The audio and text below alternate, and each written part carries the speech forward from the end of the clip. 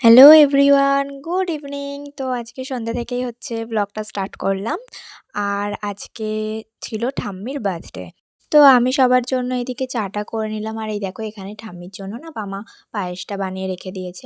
প্রত্যেকবার পামা এসে ঠাম্মির বার্থডেটা সেলিব্রেট করে। তো তারপরে এই যে এখানে ঠাম্মি রেডি হয়ে চলেও এসেছে কেক কাটবে বলে।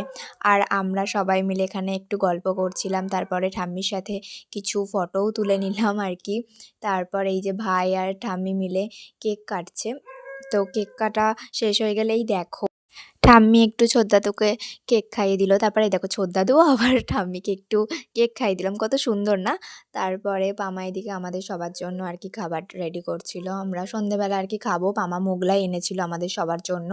কেক, মোগলাই এগুলোই সন্ধেবেলা আর কি খাওয়া হলো। তারপর এখানে আমি আর ভাই একটু শুয়ে টিভি দেখছিলাম দুজন মিলে। তো তারপর সবাই মিলে একটুখানি